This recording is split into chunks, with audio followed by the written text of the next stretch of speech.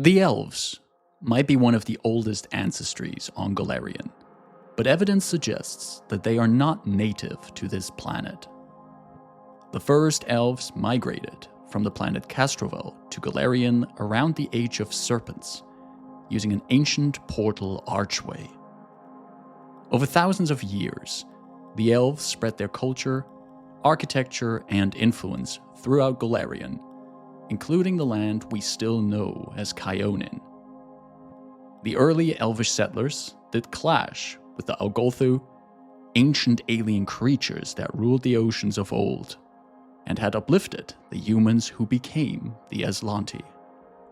While tensions on Golarion between the elves of Kyonin and other rising civilizations increased, the elves researched methods to continue their far-traveling ways.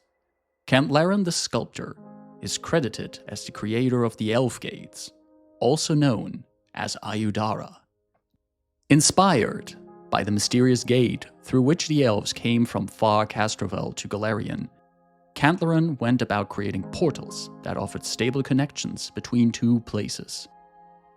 Alsata's Ring, a circle of multiple Ayudara located in modern-day Isgar, was the first set of portals created by Cantlaran. The sculptor also created Ayudara on Castrovel, providing elves on both worlds swift and safe transport. All of these gateways are powered by the Severian Stone, an artifact also created by Cantlaran and safely placed in Kyonin's capital city, Iadara. The ultimate fate of Cantlaran is unclear. It is said that one day he stepped through the archway that connected Golarion and Castrovel, but got lost in the uncharted void between them. Spiritual echoes of the sculptor can be found on the Ayudara of Alsata's Ring, however, and those capable of interacting with them could still glean information from him in this day and age. The elves would soon have to deal with a fate brought to Golarion by the machinations of the Algolthu. Originally, the Algolthu had uplifted the Aslanti, teaching them the secrets of magic. This allowed the Aslanti to conquer other nations, and through their successes, they had become emboldened and, at least in the eyes of the Algolthu, arrogant. Through spies, viziers, and assassins, the Algolthu had tried to keep the Aslanti in check. But when it became clear their creations would sooner or later bring about their downfall, the Algolthu leadership agreed to take drastic measures. Using powerful sorceries to pull in a meteor from space, the Algolthu would bring about the cataclysmic destruction known as Earthfall. The elves, however, had ways to flee Golarion and were warned of this impending doom. The majority of Golarion elves left the planet behind and returned to distant Castrovel. For thousands of years, hardly an elf would venture back to this world, and parts of their legacy would fall to the relentless gears of time marching onward. Many Kyonin mysteries would remain shrouded and hidden, but one of their greatest artifacts would soon become the target of an ambitious and terrible demon. The Outer Rifts, also known as the Abyss, are a relentless plane of roiling chaos and evil incarnate. In these endless layers of primordial violence, demons are born with a thirst for destruction. The only vague semblance of hierarchy here is one enforced through strength, and the demon lords reside atop of it through power and spilling the blood of their enemies. One of these demon lords is Sith Vazug, the Prince of the Blasted Heath.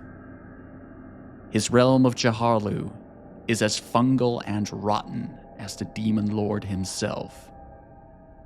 Sith Vazug hungers for the entirety of Golarion, seeking to devour existence and making it part of his putrid shape.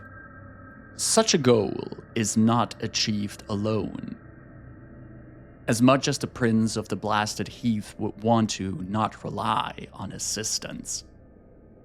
And so, Sith Vazug, like other demon lords, surrounds himself with loyal servants to further his goals. One such servant was the demon Treerazer, a creature fully aligned with his lord's goals, but also filled with ambitions of his own.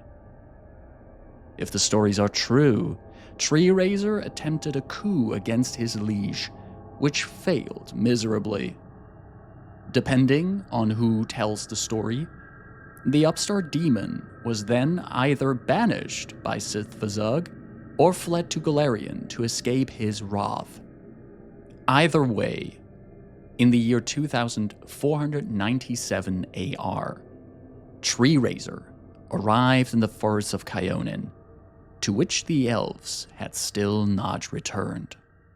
In these lands, Treerazer built his base of operations, warping the woods and abandoned ruins around him. The Witch Bowl, a gnarled, massive tree that is capable of movement, became his abode, and for more than a century the demon made himself quite comfortable in this home away from home. In time, however, Treerazer learned of a great treasure that was hidden in Kyonin, the Severian Stone, the artifact that powered all of the Ayudara created by Cantleron the Sculptor. The few elves that remained in Ayudara were no match for Treerazer, and he soon controlled the stone. Treerazer's plan was simple. He sought to break the stone's connection to Severian on Castrovel and instead link it to the Outer Rifts. If he would succeed in this plan, Treerazer would have a direct gateway through which he could bring in endless demonic hordes, overrunning Kyonin and eventually all of Golarion. Fortunately, his meddling with the Severian Stone did not go unnoticed. The elves on Castrovel noticed the demon's interference and decided it was time to return to Golarion and protect the stone. Flooding in through the Ayudara, the elves fought Treerazer and his lackeys. Though they were unable to fully destroy him, they did succeed in driving him back to what is known as the Tanglebriar. Treerazer would remain a threat to the Kyonin elves to this day, but at least he would not become the harbinger of destruction for all of Golarion. Having been absent from Golarion for more than 8,000 years, the elves did not know how much had changed on this world. Though they braced for aggression from other species, such attacks never came. The elves learned how different things were now on Golarion, and decided to remain in Kyonin and rediscover their place in this world. From the vastness of the Firani forest, to the beaches of Lake Encarthon, and to the rushing waters of the Glass River, Kyonin is a nation of beauty and serenity. Nature itself is cherished here, and the elves take care to blend their settlements and cities with the wilderness around them. Many towns, however, are still abandoned, as the elves are working to reclaim their old homes that they had left behind while escaping Earthfall. The one part of Kyonin that is the opposite of its natural beauty is the Tanglebriar. Covering the southern reaches of the Firani forest, this twisted swamp has become a reflection of the abyssal realm Treerazer hails from, and the elves are so far succeeding in keeping him and his demonic minions contained to it. Living up to its name, thick patches of brambles cover this swamp. Plants have taken on hostile forms, and much of the original fauna has either been replaced by demons or warped into unnatural forms by Treerazer's vile magics. Dark Fae also call the Tanglebriar their home, and the abandoned elven city of Shevaroth is now home to ghosts and cultists of Rovagug, the rough beast. Kyonin has long been known as an isolationist nation, sticking to their own and generally not welcoming outsiders. Cultural and technological advancements did for the longest time not find their way here, as the elves consider them too chaotic or unrefined for use within their own society. However, under Queen Talandia Edasseril, the nation has slowly changed its policies. The return of Tar-Baphon and the destruction of Lastwall has shown Kyonin's leadership a threat they cannot face alone. Elvish ambassadors have been sent abroad to form alliances, and the court in Iadara has received envoys from other nations. There are concerns about the security of Kyonin, though, especially regarding outsiders learning about the Ayudara and the Severian Stone. To make sure that visitors do not gather too much knowledge about the portals, sections of Iadara are veiled in illusion magic, discouraging visitors from going somewhere they are not meant to go. Warriors from Mendev are one group of outsiders that are generally welcomed in Kyonin. The experience of Mendevians in fighting demons from the World Wound could help Kyonin soldiers and mages in combating Treerazer and his Ilg, perhaps finally bringing an end to the demonic threat still looming in the Tanglebriar. Relationships with some nations and organizations are not improving, however. Resmaran to the north is officially at war with Kyonin, its king and pretender god Razmir having declared the elves heretics. The war is not a particularly active one, considering the elves have their northern border heavily fortified and can easily fend off any aggressions from the theocratic nation. In the elves' long absence from Golarion, cities and sites of cultural importance in Kyonin were looted by treasure seekers, opportunists, and adventurers. Many human nations have traded in these stolen goods and never returned them to the elves.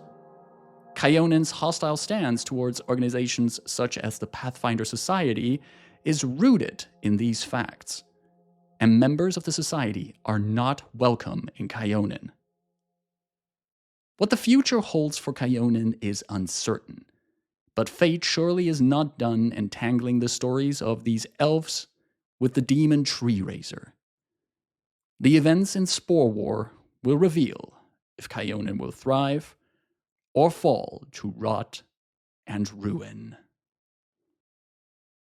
Thank you for watching this brief introduction to Kyonin, elves, and Treerazer. I hope this information helps you prepare for the upcoming adventure path of Spore War or any other stories you want to tell in this part of Golarion. If you like this video, don't forget to give it a thumbs up and share it with your friends. If you want to, feel free to subscribe to the channel as well. Thank you for watching, take care, stay safe, and bye-bye.